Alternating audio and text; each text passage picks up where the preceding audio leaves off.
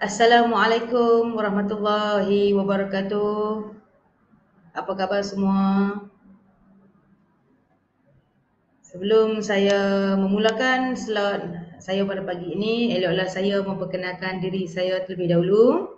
Saya Cikgu Wan Nur Izzati binti Wan Azmi dari Sekolah Menengah Kebangsaan Datuk Syekh Ahmad.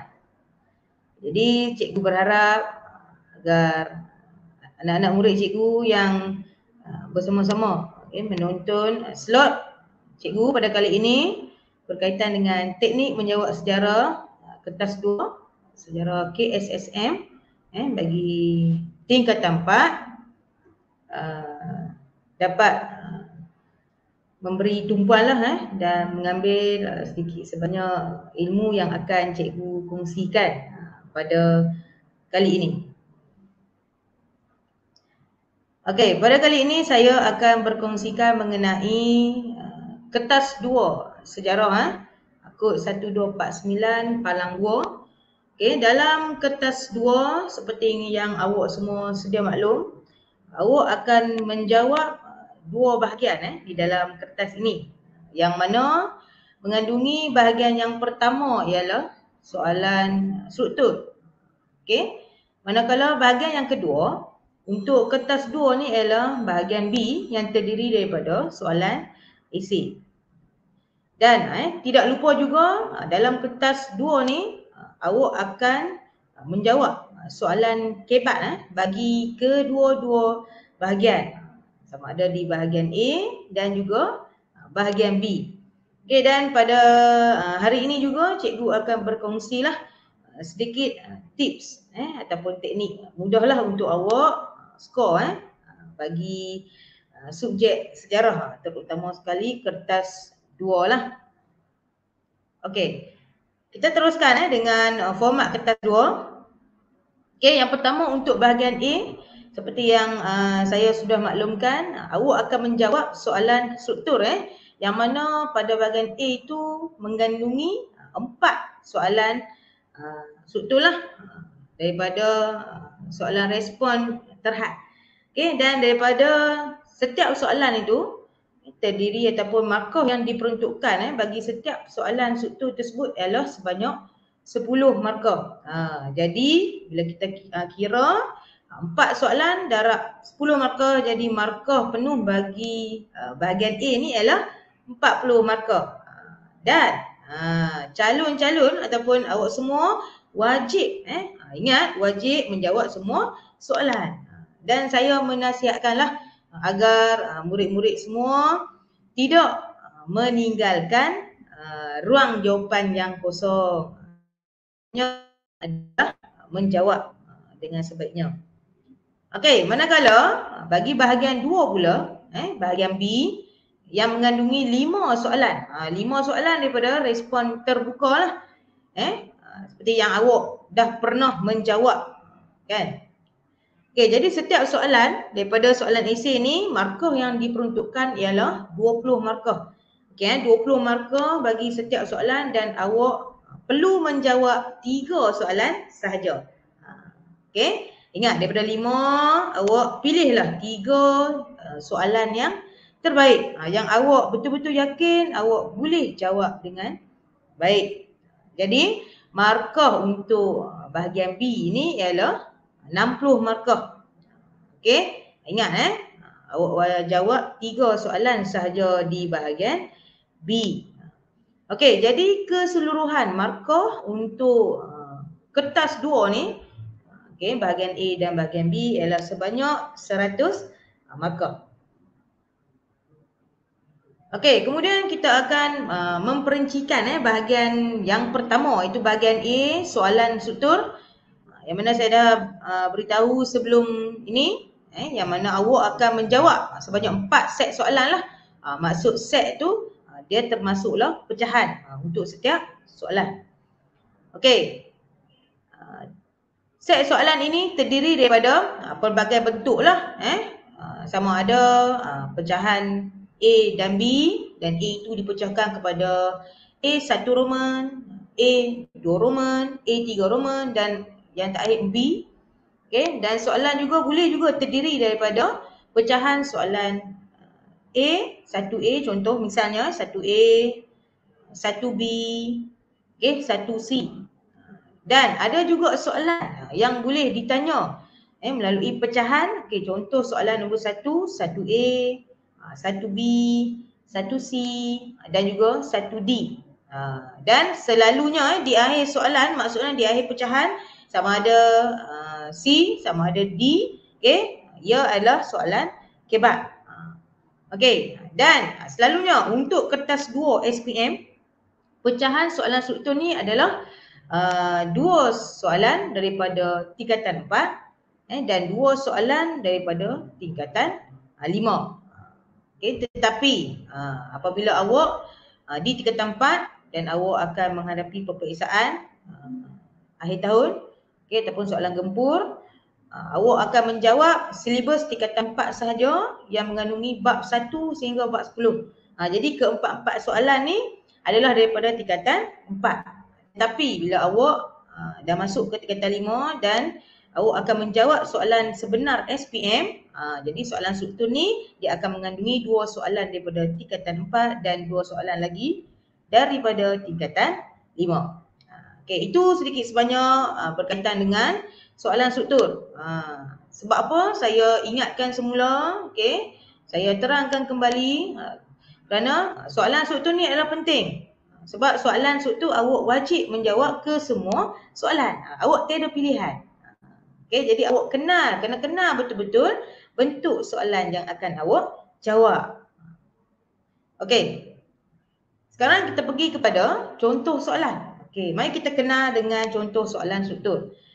Okey, jadi sebelum awak menjawab soalan, perkara pertama sekali yang awak perlu lakukan ialah baca soalan. Pastikan anak-anak pelajar ataupun calon-calon membaca.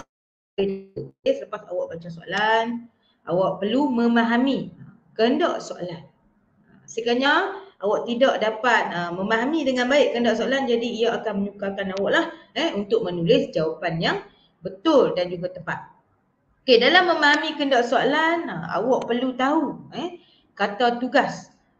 Contohnya di sini pada soalan yang saya berikan ataupun saya paparkan di sini, kata tugasnya adalah nyatakan. Yang saya highlightkan dengan warna hijau, nyatakan itu adalah kata tugas. Jadi kata tugas ni awak kena kenal pasti dah. Okey, contoh yang saya boleh bagi tahu lagi, nyatakan, berikan, senaraikan, huraikan, jelaskan, sejauh manakah, itu semua adalah contoh kata tugas bagi soalan yang boleh ditanyalah kepada awak.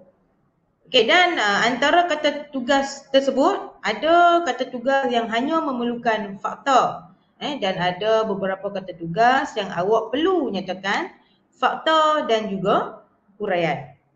Okey, sekarang kita tumpukan kepada soalan yang saya paparkan. Kata tugasnya adalah nyatakan.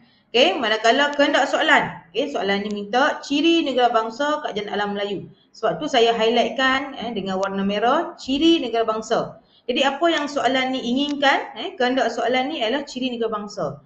Jadi awak perlu nyatakanlah, berikan ciri negara bangsa. Jadi untuk kata tugas nyatakan, pelajar hanya perlu menulis jawapan fakta sahaja ataupun isi semata-mata. Jadi awak tidak perlu menulis huraian.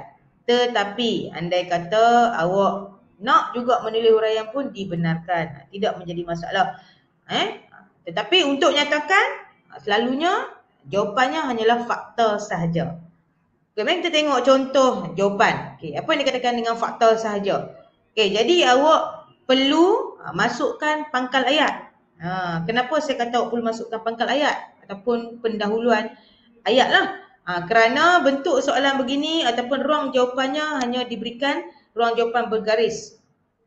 Lepas ni saya akan terangkan bentuk soalan yang seterusnya. Yang kedua lah, yang tidak memerlukan calon ataupun pelajar menulis kata pangkal ayat ataupun pendahuluan ayat. Awak terus masukkan jawapan ataupun fakta sahaja. Okey, kita tengok jawapan pertama. Ciri negara bangsa Kerajaan Alam Melayu ialah. Okey, ciri negara bangsa Kerajaan Alam Melayu ialah ni merupakan kata pangkal ayat. Ini yang dimaksudkan dengan pangkal ayat ataupun pendahuluan ayat kepada persembahan jawapan awak. Okey, yang mana faktanya? Yang saya boldkan tu dengan warna ungu. Okey, jadi ciri negara bangsa kerajaan Arab Melayu ialah raja sebagai tonggak utama. Jadi raja itu merupakan faktor yang pertama. F1. Jadi di situ awak akan mendapat 1 markah.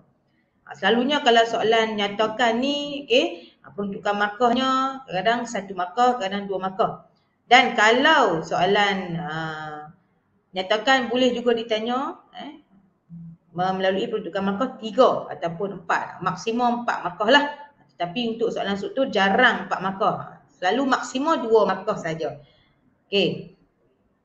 Yang kedua, selain itu, awak masukkan penanda wacana lah untuk nak mantapkan isi awak. Okey, faktor demi faktor. Okey, awak perlu menyusun isi awak dengan baik. Okey, selain itu kewujudan sistem undang-undang. Maksudnya ciri yang kedua, negara bangsa kerajaan Melayu adanya undang-undang. Okey, jadi kata kuncinya perkataan yang penting adalah undang-undang. Kita boleh ciri yang kedua ialah undang-undang. Okey, kemudian saya sambung lagi seterusnya. Okey, penanda wacana yang seterusnya, ciri negara bangsa kerajaan Melayu adalah rakyat yang mendiami wilayah. Okey, titik. So di sini saya bagi 3. Sebab mungkin soalan ni 2 markah. Bergantung kepada peruntukan markah. Kalau 2 markah, sekiranya pelajar nak beri 3 markah pun boleh, tak menjadi masalah. Nak bagi lebih sangat digalakkan. Sama ada awak boleh bagi cukup-cukup dengan peruntukan markah. Kalau 2 markah, awak bagi 2 isi ataupun 2 faktor. Ataupun awak boleh bagi 3 isi dan awak boleh bagi juga 4 isi. Tetapi suka saya pesan, suka saya ingatkan awak, sekiranya awak hendak beri jawapan lebih ataupun isi lebih, pastikan ruang jawapan awak mencukupi. Okey. Sebab apa? Sebab ruang jawapan soalan struktur ni sangat terhad. Okey. Kita tengok bentuk soalan struktur yang kedua. Okey, kita tengok soalan nyatakan senaraikan akhbar Melayu yang menunjukkan semangat kebangsaan sebelum Perang Dunia Kedua. Okey, yang ni bab 4 di tingkatan 2 berkaitan dengan nasionalisme. Okey, kalau awak tengok bentuk soalan yang kedua dan juga soalan yang pertama tadi, ada perbezaan. Okey, yang pertama daripada segi kata tugas. Okey, di sini saya nyatakan kata tugasnya ialah senaraikan. Jadi awak perlu senaraikan sahaja. Jadi tidak perlu kepada huraian. Awak hanya masukkan isi ataupun fakta sahaja. Okey, dan juga ruang jawapan. Diberikan 1 Roman, 2 Roman dan 3 Roman. Jadi kalau bentuk soalan yang begini, calon-calon ataupun awak tidak perlu menulis kata pangkal ayat ataupun pendahuluan ayat lah. Terus masukkan jawapan. Okey, contohnya beginilah satu putusan Melayu. Jadi awak nyatakan nama akhbar Melayu yang dimintalah mengikut kehendak soalan.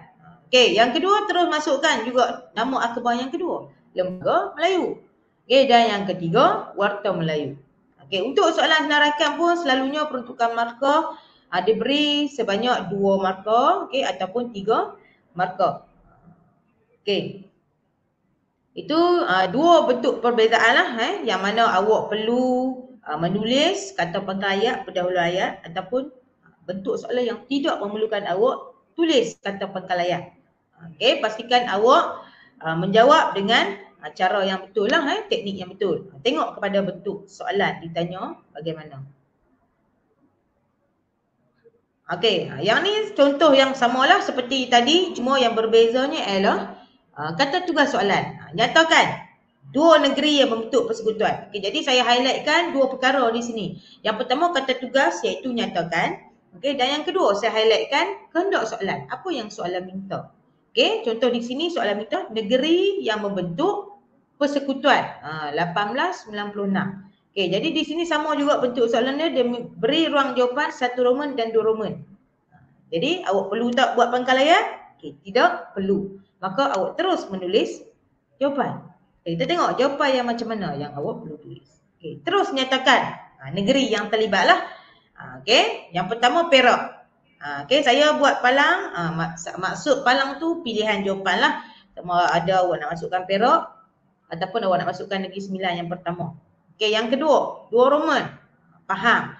Okey, ataupun Palang, Selangor. Pilihlah mana-mana negeri yang awak nak masukkan. Okey, jadi markah hanya dikira yang pertama lah perak dan faham. Jadi awak kalau awak tulis ke empat-empat negeri ni, awak akan dapat maksimum soalan ini 2 markah lah. Okey. Okey, kemudian kita tengok contoh soalan yang mana kata tugasnya memerlukan fakta dan juga huraian. Okey, di sini saya bagi contoh soalan kata tugas jelaskan yang saya highlightkan dengan warna hijau. Okey, kita tengok. Soalan ni minta jelaskan latar belakang pembentukan Tanah Melayu 1957. Jadi kehendak soalannya latar belakang. Jadi yang pertama awak kena kenal kata tugasnya adalah jelaskan. Jadi awak kena ingat awak perlu menulis jawapan, fakta dan juga huraian. Okey, yang kedua, apa yang soalan nak? Okey, latar belakang pembentukan PTM 1957. Selalunya kalau soalan jelaskan, okey, soalan huraikan, soalan terangkan, sejauh manakah, soalan mengapakah. Antara jenis kata tugas seperti yang saya nyatakan ni selalunya markah dia 3 markah. Okey, peruntukan markah dia 4 markah. Okey, untuk soalan struktur. Dan maksimum 4 markah. Okey. Kita tengok contoh jawapan. Okey, jadi soalan berbentuk begini, awak perlu masukkan pangkal ayat. Perkara pertama sekali tolong jangan tinggalkan pangkal ayat. Mesti menjawab dengan ayat yang lengkap. Okey, jadi latar belakang pembentukan Tanah Melayu 1975. Jadi kita ambil semula kehendak soalan. Okey, latar belakang pembentukan Tanah Melayu 1975 ialah Persekutuan Tanah Melayu terbentuk pada 31 Ogos 1957. Okey, itu adalah fakta. Yang saya bolkan warna hijau ialah fakta. So akan dapat 1 markah di situ. Okey, berasaskan. Okey, saya sambung ayat berasaskan Perjanjian Persekutuan Tanah Melayu 1957. Itu adalah huraian. Maksudnya PTM 1957 ni berasaskan perjanjian yang termeterai, Perjanjian Persekutuan Tanah Melayu 1957. Okey, sambung lagi ayat seterusnya. Pembentukan ini dapat mewujudkan sebuah kerajaan persekutuan yang kuat. Ini pembentukan fakta yang kedua. Kita nak wujudkan sebuah kerajaan persekutuan yang kuat. Okey, selain itu ia dapat melecehkan pentadbiran negara yang berdaulat. Apabila kita nak wujudkan kerajaan persekutuan yang kuat, maka kita boleh menghurai. Maksudnya kesan daripada kerajaan persekutuan yang kuat ni kita nak membentuk ataupun kita dapat melecehkan pentadbiran negara yang berdaulat lah selepas kita merdeka. Jadi di sini ada 2 fakta dan ada 2 huraian. Ini contoh jawapan untuk kata tugas jelaskan. Okey, jadi saya harap awak faham dan awak dapat bezalah. Contoh jawapan ataupun jawapan yang macam mana awak perlu tulis bagi setiap kata tugas. Ingat pastikan awak highlightkan, awak kenal pasti kata tugas setiap soalan. Yang mana kata tugas perlukan fakta saja ataupun kata tugas yang perlu masukkan fakta dan juga huraian. Okey, kita tengok contoh yang seterusnya. Okey, terangkan. Okey, jadi kata tugas soalan ini ialah terangkan peristiwa revolusi keagungan di England pada tahun 1688. Okey, yang ni soalan ni daripada bab tingkatan 4, bab 2 berkaitan revolusi nasionalisme di barat. Okey, jadi sama juga bila kata tugas terangkan, awak perlu masukkan fakta ataupun isi dan awak perlu hurai. Jadi jawapannya mestilah ada fakta dan huraian. Markah pun sama, selalunya kalau kata tugas terangkan, markah yang diperuntukkan sebanyak 4 markah dan boleh juga 3 markah lah. Kebiasaannya 4 markah. Okey, kita tengok contoh jawapan. Okey, keagungan di England pada tahun 1688 ialah itu adalah pangkal ayat. Kita menjawab kepada kehendak soalan ingin menegakkan kedaulatan parlimen. Itu adalah fakta yang pertama. Kenapa berlaku revolusi? Kerana mereka ingin menegakkan kedaulatan parlimen. 1 markah di situ untuk fakta. Okey, dan hak asasi rakyat. Okey, yang kedua, tindakan Raja James membelakangkan parlimen. Ini huraian daripada kenapa mereka nak tegakkan kedaulatan parlimen tersebut dan hak asasi rakyat. Kerana Raja James membelakangkan parlimen. Itu huraian dia. Okey, seterusnya mereka mendapat sokongan pemerintah Belanda. Okey. Selain itu, revolusi ini berlaku secara aman. tanpa pertumpahan darah. Dan ia juga berlaku pemantapan kedaulatan parlimen dan juga sistem raja berperlembagaan. Jadi di sini ada fakta dan ada juga huraian. Kalau awak tengok daripada contoh jawapan ni, jadi calon kalau menulis jawapan yang macam ni, calon tu akan mendapat maksimum 4 markah lah. Maksud maksimum, jawapan yang diberikan lebih daripada kehendak soalan. Soalan 4 tapi di sini pelajar ni boleh dapat 5 markah. Alright. Seterusnya kita tengok contoh soalan menggunakan kata tugas bagaimana. Jadi awak kena faham bila kata tugas menanya soalan bagaimanakah, maka awak perlu bagi cara. Maksud bagaimana tu cara. Jadi soalan ni dia tanya bagaimanakah strategi tentera Jepun untuk menguasai negara kita. Itu kehendak soalannya strategi tentera Jepun. Jadi calon perlu memberikan strategi lah. Awak perlu menceritakan berkaitan dengan strategi. Apa teknik yang digunakan oleh tentera Jepun? Apa cara yang digunakan oleh tentera Jepun untuk menguasai negara kita? Yang ni bab 3 tingkatan 4. Contoh jawapannya. Kita ambil balik pangkal ayat, ambil kepada kehendak soalan. Strategi tentera Jepun untuk menguasai negara kita ialah dengan yang pertama menggunakan serangan kilat. Jadi yang saya highlightkan dengan warna hijau tu ialah fakta lah, cara yang pertama, strategi yang digunakan oleh Jepun. Selain itu, gerakan menyerang dengan kombinasi angkatan tentera darat, udara dan laut. Itu strategi yang seterusnya. Manakala seterusnya pendaratan serentak di pantai Kuala Pak Amat, pantai Sabah, Kota Baru dan Thailand. Ini strategi yang seterusnya yang dilakukan oleh tentera Jepun. Jadi di sini awak dapat lagi 1 markah. Jadi daripada pertama menggunakan serangan kilat 1 markah, menyerang dengan kombinasi angkatan tentera darat, udara dan laut 1 markah. Dah 2 markah dah awak dapat. Kemudian pendaratan serentak di pantai Kuala Pak Amat, pantai Sabah, Kota Baru dan juga di Thailand, awak akan dapat lagi 1 markah. Contoh kalau di sini calon hanya menulis seterusnya pendaratan serentak di pantai Kuala Pak Amat, awak titik, pun dapat juga 1 markah. Ataupun awak tulis seterusnya pendaratan serentak di pantai Sabah, Kota Baru, titik, pun awak boleh dapat 1 markah. Walaupun awak hanya nyatakan 2, 3 ataupun 4 tempat pendaratan tentera Jepun, awak tetap akan mendapat 1 markah sahajalah. Kemudian tentera Jepun berpecah kepada 2 pasukan. Itu isi yang seterusnya, berpecah kepada 2 pasukan semasa memasuki Kedah untuk marah ke selatan. Itu strategi tentera Jepun yang seterusnya. Jadi di situ awak dapat lagi 1 markah, dah 4 markah dah awak dapat. Jadi di sini awak dah layak dah untuk dapat markah penuh bagi soalan ni. Sekiranya menulis dengan lebih banyak, teruskanlah seperti yang saya nyatakan sini. Sambungan. 1 pasukan ke Pulau Pinang dan meneruskan kemarahan melalui pesisiran pantai barat, dan sepasukan lagi mengikuti jalan darat menuju bandar utama di negeri pantai barat. Ini adalah huraianlah kepada tentera Jepun tadi yang berpecahlah kepada 2 pasukan. Yang ni awak hurai berkaitan dengan kemarahan tentera Jepun. Habis. Jadi jelas bagaimana awak nak susun idea awak ataupun isi awak dan juga huraian kepada isi-isi tersebut. Habis. Berkaitan dengan soalan struktur. Jadi sekali lagi suka saya ingatkanlah, ini antara saranan saya lah kepada calon, tolong jawab semua soalan yang diberikan. Cuba menjawablah sebaiknya. Dan setiap jawapan yang awak tulis mesti berdasarkan peruntukan markah. Ini saya ingatkan kembali. Setiap kali awak nak menjawab soalan, mesti merujuk kepada peruntukan markah supaya kita nak mengelakkan daripada awak mendapat markah yang kurang.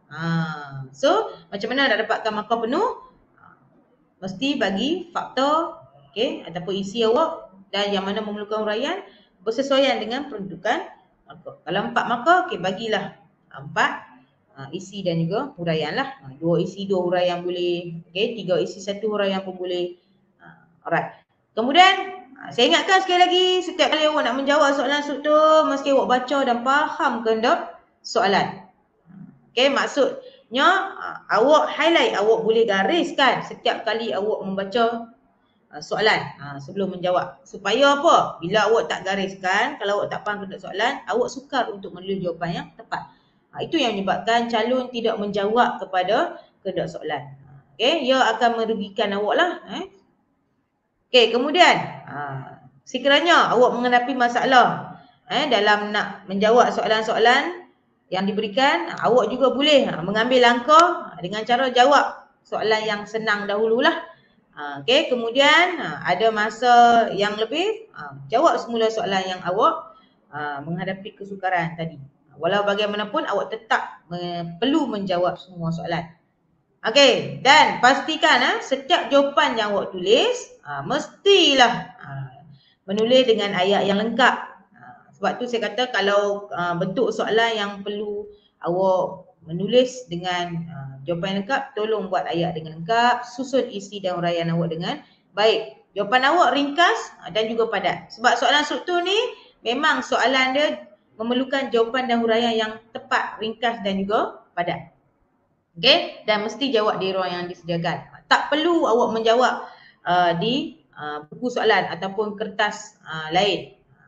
Okey, sebab bahagian ini memang ruang jawapan disediakan di dalam kertas soalan. Jadi tolong saya ingatkan sekali lagi, jangan menjawab pada bahagian kertas untuk jawapan esei lah.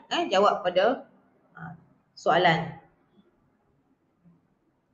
Okey, sekarang saya teruskan kepada bahagian B. Bahagian yang kedua dalam kertas 2 iaitu soalan esei. Okey, yang mana saya dah beritahu di awal tadi, soalan esei terdiri daripada 5 soalan.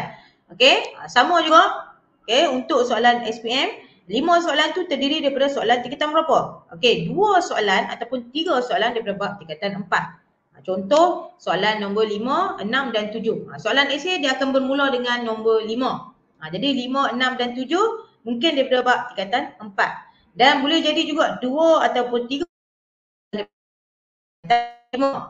misalnya sekiranya soalan tingkatan 4, 2 soalan, soalan 5 dan 6, maka soalan 7, 8 dan 9 adalah daripada bab tingkatan 5. Tetapi sekiranya awak menjawab soalan di tingkatan 4 saja, maka kelima-lima soalan itu adalah daripada bab tingkatan 4 lah. Yang terdiri daripada bab 1 sehingga bab 10. Okey, soalan esei ni 20 markah. Okey, saya rasa awak pun dah sedia maklum, 20 markah bagi setiap soalan. Okey, sama juga pecahan soalan pun ada pecahan A, B, C dan ada juga soalan A, B, C dan D.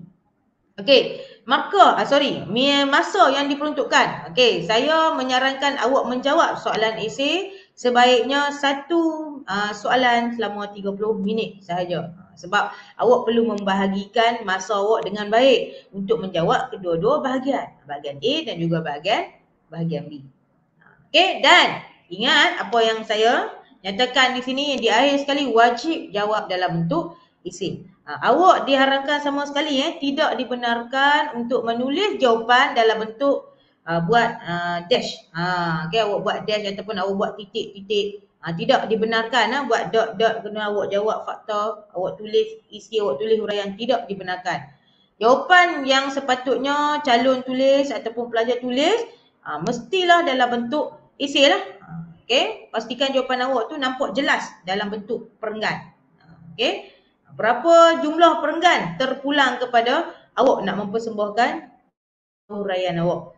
Sama ada satu perenggan saja pun diterima. Awak nak tulis 2 perenggan pun boleh. Awak nak tulis 3 perenggan pun boleh. Terpulang kepada isi dan huraian awak.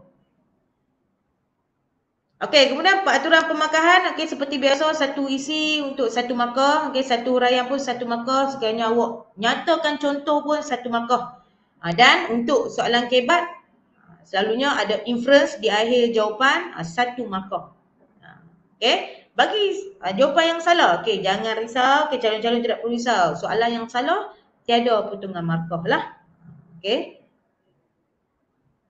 jadi tips kepada calon. Apa yang saya boleh ingatkan kepada awak dan saya boleh sarankan, yang pertama, seperti yang saya sebutkan sebelum ni, wajib jawab dalam bentuk esei ataupun ayat lengkap. Sebab ada juga calon yang lalu lupa untuk menjawab soalan esei dalam bentuk perenggan. Jadi kalau soalan karangan, kena buat karangan lah. Tapi bukanlah karangan seperti yang awak tulis dalam bahasa Melayu lah. Okey. Dan awak perlu merespon kepada kata tugas. Tengok juga kata tugas yang saya dah beritahu sebelum ni. Contoh kata tugas huraikan, terangkan, wajar ke, okey, mengapakah, nyatakan, okey, berikan. Itu antara respon kata tugas. Jadi tengok kata tugas yang memerlukan fakta sahaja ataupun kata tugas yang memerlukan fakta dan huraian. Okey, kemudian jangan lupa dalam menulis esei awak perlu memasukkan penanda wacana. Sebab apa perlu masukkan penanda wacana? Sebab kita nak menulis jawapan yang mantap, jawapan yang baik. Mesti ada isi bagaimana awak nak menghurai isi tu. Awak nak susun, dia kena ada rentetan dia. Okey, daripada isi kepada huraian. Seterusnya awak masukkan isi seterusnya. Kemudian huraian kepada isi yang kedua. Begitulah untuk jawapan yang seterusnya. Okey, dan sekiranya awak nak buat lebih daripada satu perenggan, asingkan perenggan. Okey, jaraklah satu baris. Okey, dan seperti biasa setiap kali awak nak menjawab soalan, tolong patuhi peraturan markah bagi mengelakkan awak kurang markah kepada awak. Sangat ikan calon lah kalau awak tidak menjawab berdasarkan peruntukan markah. Okey. Kemudian kita tengok, ni antara kata tugas. Tu soalan esei, nyatakan, apakah, senaraikan, berikan. Kalau bentuk kata tugas yang macam ni, awak hanya masukkan fakta sajalah isi. Okay? Tapi kalau jelaskan, huraikan, terangkan, sejauh manakah, ramalkan, dan beberapa kata tugas yang lain yang awak dah biasa jumpa. Okay? Itu kata tugas tersebut awak perlu hurai. Jadi awak masukkan fakta, awak masukkan huraian. Okey, kita tengok contoh soalan. Okey, di sini saya nyatakan jelaskan sistem pentadbiran Kerajaan Kesultanan Melayu Melaka. Okey, soalan jelaskan 4 markah. Okey, jadi bagaimana awak nak tulis jawapan pada soalan ini? Okey, so kita tengok. Dikenali ataupun boleh ambil sistem pentadbiran Kerajaan Kesultanan Melaka dikenali sebagai sistem pembesar 4 lipatan. Okey, ini adalah fakta, pembesar 4 lipatan. Okey, selain itu, okay, Sultan Melaka memberikan kuasa memerintah atau mentadbir sesuatu wilayah, okay, ataupun sungai ataupun pulau kepada pembesar berempat. Tapi dalam jawapan awak tidak dibenarkanlah untuk buat palang ataupun strok tu. Okay, awak pilihlah mana-mana. Okay, ataupun awak buat kurungan. Awak buat koma. Okay, wilayah koma, sungai koma, okay, pulau kepada pembesar berempat. Okey, kemudian awak sambung lagi ayat awak. Seterusnya, setiap kawasan pentadbiran ini dikenali sebagai kawasan pegangan. Okey, itu adalah isi yang seterusnya. Okey, di samping itu, sistem pentadbiran yang tersusun dan berhierarki. Ini faktor yang keempat.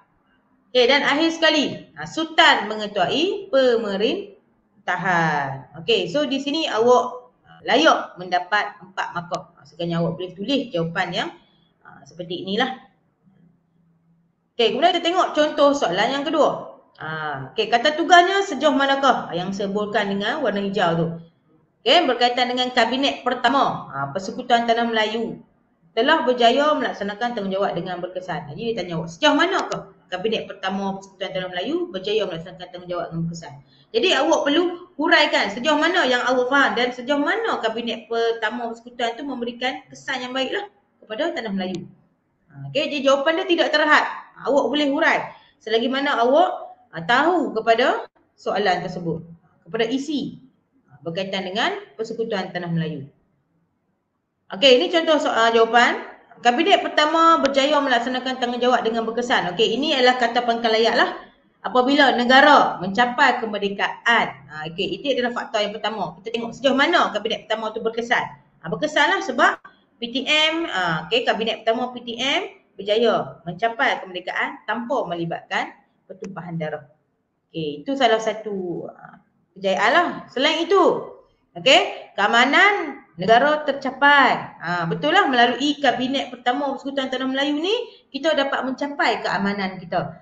Selepas kita berjaya mendirikan kerajaan ataupun mentadbir sendiri kerajaan Tanah Melayu kita. Okey, dengan pembangunan dapat dijalankan dengan lancar. Hasil daripada kewujudan kabinet pertama. Okey, selepas kita merdeka dan juga kita dah adakan pilihan raya lah. Di samping itu, okey, ini kesinambungan jawapan awak. Perpaduan kaum terlaksana. Okey, ini adalah faktor yang 3. Okey, faktor yang seterusnya, perpaduan kaum terlaksana, sebab tu saya boldkan dengan warna hijau. So awak dapat lagi markah faktor di situ. Dengan setiap kaum mengamalkan sikap toleransi. Okey, ini adalah huraian kepada faktor awak tadi. Macam mana awak kata perpaduan kaum tu terlaksana? Kaum yang mengamalkan sikap toleransi. Okey, dan sambung lagi huraian, memupuk semangat cinta akan negara. Okey, kerana setiap rakyat mempertahankan negara. Okey, ini hasil daripada pembentukan kabinet pertama yang mana telah melahirkan perpaduan kaum. Okey, hasil daripada perpaduan kaum itu setiap kaum mengamalkan toleransi, okey, masing-masing mengamalkan semangat cinta akan negara dan juga kaum ini mempertahankan negara. Okey, akhir sekali. Okey, jadi bila awak masukkan Perdana Wacana akhir sekali, maka di situ pemeriksa dah tahu, okey, itu adalah isi yang terakhir awak lah. Pembangunan ekonomi meningkat dapat menjadikan Malaysia terkenal sebagai pengeluar getah dunia. Ini adalah contohlah awak nak bagi huraian kepada pembangunan ekonomi meningkat hasil daripada kabinet pertama Persekutuan Tanah Melayu. Okey. Jadi kalau soalan sejauh manakah, selalunya peruntukan markah dia 6 hingga 8 lah. Okey. Kalau awak dapat menulis jawapan yang macam ni, jadi awak boleh dapat maksimum 6 markah. Sekiranya 6 lah. Okey, contoh soalan seterusnya. Mengapakah? Ini kata tugas mengapa. Jadi kalau soalan tanya mengapa, awak perlu bagi sebab. Kenapa? Sebab mengapa Thailand berjaya mempertahankan kemerdekaan negara. Jadi kehendak soalan dia, kenapa Thailand berjaya mempertahankan kemerdekaan. Sebab Thailand ni merupakan satu-satunya negara yang tidak pernah dijajah oleh kuasa barat. Okey, mari kita tengok kenapa Thailand tidak pernah dijajah. Okey, yang pertama kita ambil kata pangkal ayat. Okay. Thailand berjaya mempertahankan kemerdekaan negara kerana dipelopori oleh Raja Thailand iaitu Raja Mongkut dan putranya Raja Chulalongkorn. Jadi kalau awak mampu menyebut dipelopori oleh Raja Thailand, bagi contoh Raja Mongkut ataupun Raja Chulalongkorn ataupun salah satu ataupun salah seorangnya pun awak dah boleh dapat 1 markah. Melalui usaha diplomasi. Ini cara yang digunakan oleh Raja Thailand. Diplomasi. So, awak dapat lagi satu markah. Dah 2 markah dah di situ. Yang pertama tadi awak nyatakan dipelopori oleh Raja Thailand. Itu Raja Mongkut atau Chulalongkorn. Yang kedua awak nyatakan usaha yang dilakukan oleh Raja tersebut. Dah 2 markah. Kemudian mereka melaksanakan pemodenan pentadbiran. Langkah yang kedua. Apa yang mereka buat? Pemodenan pentadbiran. Dapat lagi 1 markah. Dah 3 markah. Dan memperkenalkan dasar terbuka. Dapat lagi 1 markah. Dasar terbuka. 4 markah dah calon dapat. Kemudian kita sambung lagi dengan Perdana Wacana. Selain itu, Raja Mongkut membina hubungan baik dengan kuasa barat. Nampak? Jadi kebijaksanaan Raja Thailand di situ jelaslah melalui hubungan baik dengan kuasa barat. Dapat lagi 1 markah. Dah 5 markah dah awak dapat. Contoh, awak bagi contoh seperti. Bila masuk perkataan seperti dah awak bagi contoh, awak akan dapat jawapan markah untuk contohlah British, Amerika Syarikat dan Perancis. Kalau awak mampu nyatakan ketiga-tiga, masukkan ketiga-tiga. Tapi kalau kata awak tak ingat, awak hanya tahu British saja, pun memadai untuk awak dapat 1 markah untuk jawapan contoh. Kemudian beliau juga melaksanakan birokrasi barat. Raja Thailand sendiri melaksanakan birokrasi barat. Inilah langkah seterusnya. Jadi awak dah dapat berapa? 7 markah dah. Seterusnya Raja Mongkut membawa masuk penasihat barat selama 80 orang pegawai barat. Ini contoh birokrasi barat. Mereka membawa masuk penasihat barat 80 orang. Untuk melatih, ini huraian lah. Melatih pegawai tempatan dari segi kewangan, pelabuhan dan juga polis dari Britain. Kemudian custom dari Amerika Syarikat dan ketenteraan dari Perancis. Awak dapat pecahkan ke semua. Banyak aspek. Daripada oleh Raja Thailand. Awak boleh pecahkan. Beliau juga melaksanakan sistem pentadbiran pendidikan barat. Ini adalah langkah yang seterusnya. Dan guru dibawa masuk dari Britain. Ini huraian kepada sistem pendidikan barat tadilah. Kemudian Raja Thailand bekerjasama dengan Jepun. Menyebabkan Thailand tidak dijajah oleh Jepun semasa Perang Dunia yang kedua. Jadi di sini sekiranya soalan mengapakah Thailand berjaya mempertahankan kedaulatan negara. Kalau soalan 8 markah, jadi awak dah berjaya mendapat maksimum 8 markah. Sekarang awak boleh menulis jawapan seperti ini. Okey. Okey, kemudian contoh selanjutnya jelaskan. Okey, ini kata tugas jelaskan. Okey, dia minta isu-isu yang membabitkan penubuhan jawatan kuasa hubungan antara kaum ataupun JHOK ataupun CLC. Okey, jadi awak perlu jelaskan, mesti ada fakta. Okey, so jelaskan saja isunya. Antara isu yang membabitkan penubuhan jawatan kuasa hubungan antara kaum adalah politik. Okey, seterusnya kedudukan istimewa orang Melayu. Okey, ini isu yang kedua. Selain itu, kedudukan ekonomi orang Melayu. Okey. Dan akhir sekali kewarganegaraan orang Melayu. Okey, jadi awak mampu memberikan 4 isu. Boleh. Jadi jawapan yang begini boleh diterima dan awak layak untuk mendapat 4 markah. Okey. Okey, kemudian kita tengok contoh soalan bincangkan. Okey, bagaimana kalau awak nak menjawab soalan kata tugas bincangkan? Dia minta bincangkan kesan penubuhan CSC ke arah perpaduan kaum. 8 markah. Okey, mari kita tengok. Okey, yang pertama, kesan penubuhan CLC ke arah perpaduan kaum ialah pilihan raya. Okey, itu kesan dia. So, awak dapat 1 markah daripada aspek politik lah. Pilihan raya diadakan pada peringkat bandaran. Awak boleh nyatakan salah satu peringkat pun awak dah layak mendapat 1 markah untuk uraian. Sama ada peringkat bandaran, peringkat majlis negeri dan juga peringkat majlis perundangan persekutuan. Okey, kemudian selain itu masukkan dalam wacana kedudukan istimewa orang Melayu diakui. Ini kesannya. Yang kedua. Okey, bukan itu sahaja, kepentingan sah kaum lain perlu juga diiktiraf. Ini huraian. Sekali dengan kedudukan istimewa orang Melayu lah.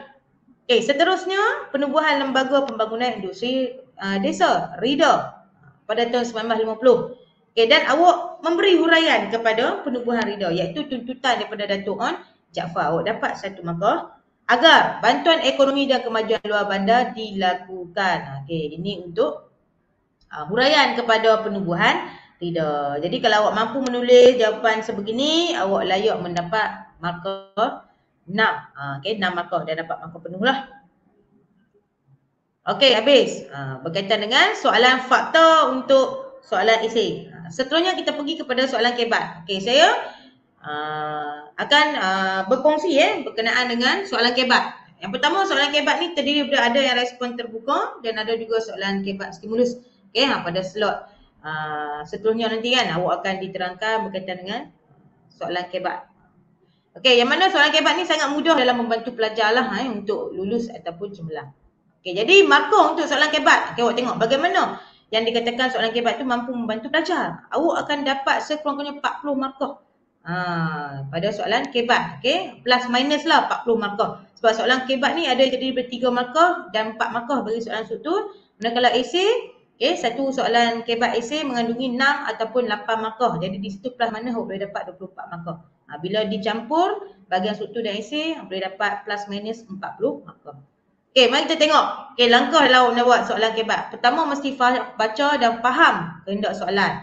Okey, kemudian mesti rujuk sangatlah berkaitan soalan kebat stimulus. Okey, kemudian tengok peruntukan markah dan ceraian soalan awak. Kalau boleh awak ada masa awak buatlah rangka jawapan. Okey.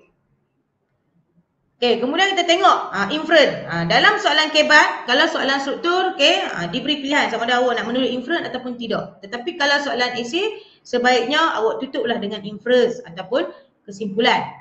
Dan di sini saya sertakan contoh penanda wacana yang awak boleh nyatakan dalam inference oleh itu. Okey, kesimpulannya dapat dirumuskan bahawa tegasnya, jelaslah, tuntasnya. Boleh. Okey. Okey, tengok contoh soalan. Bagaimanakah langkah yang boleh diambil untuk mengelakkan berulangnya kekejaman komunis di negara kita? Jadi soalan ni minta bagaimana? Jadi awak kena terangkan caralah langkah yang kita boleh ambil. Okey, langkah yang boleh diambil untuk mengelakkan berulangnya kekejaman komunis di negara kita ialah berpegang teguh kepada ajaran agama. Itu langkah yang pertama. Jadi kalau soalan ni contoh soalan struktur kebat, 4 markah, awak dapat 1 markah. Selain itu, meneruskan amalan sistem demokrasi, awak dapat 2 markah. Seterusnya bersatu padu dalam perjuangan untuk membentangkan kedaulatan tanah air, 3 markah. Akhir sekali menyokong dan memahami kebaikan dan dasar kerajaan, 4 markah. Jadi awak hanya nyatakan fakta sahaja, boleh diterima. Tapi sekiranya kalau awak nak selitkan dengan huraian, fakta huraian dan fakta yang kedua, huraian yang kedua, fakta yang ketiga, huraian yang ketiga pun boleh diterima. Boleh bagi jawapan lebih.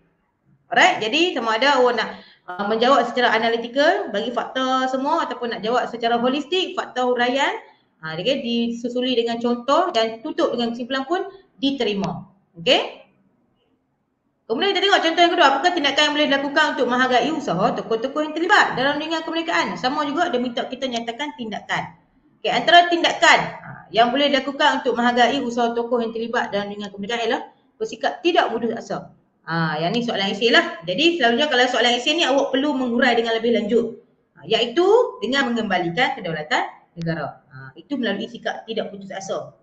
Okay, yang kedua. Selain itu berpandangan jauh. Okay, itu adalah fakta yang kedua. Okay, iaitu bersrategi. Itu huraian kepada fakta yang kedua. Dalam perjuangan yang dilaksanakan. Di samping itu bersepakat dalam mencapai matlamat dengan mengamalkan dasar musyawarah. Itu fakta yang huraian yang ketiga. Kemudian akhir sekali memiliki semangat patriotisme yang tinggi. Okay, itu fakta yang keempat. Dan huraiannya agak berani mempertahankan kok. Kemudian awak tulis kesimpulan, infer. Kesimpulannya, kita perlu menghargai usaha tokoh terdahulu demi kesejahteraan negara. Ingat, inference ataupun kesimpulan pun awak akan dapat markah sekiranya menjawab kepada kehendak soalan. Okey. So tip akhir kepada calon-calon, okey, pastikan awak rajin membuat latih to be berfokus. Maksudnya berfokus tengok kepada kelemahan awak sama ada bahagian struktur dan juga esei dan bab-bab yang adalah di tingkatan 4 dan juga di tingkatan 5 sebagai persediaan untuk SPM. Kemudian sentiasa merujuk buku teks. Sebab apa? Buku teks ni adalah rujukan utama. Semua soalan yang diberikan kepada awak adalah daripada buku teks. Ingat, buku teks yang paling penting. Dan pesanan saya juga, tolong kalau boleh sebaiknya hasilkan nota pintar yang kreatif. Sebab nota pintar tu akan membantu awak untuk menghafal sejarah dengan baik. Alright. Jadi itu saja daripada saya. Okey. Sesiapa yang berusaha pastinya dia akan berjaya. Saya mendoakan semua calon tingkatan 4, okay, murid-murid berjaya dengan cemerlang, khususnya bagi subjek sejarah. Okey, sekian saja daripada saya. Terima kasih. Semoga berjumpa lagi. Bye. Assalamualaikum warahmatullahi wabarakatuh.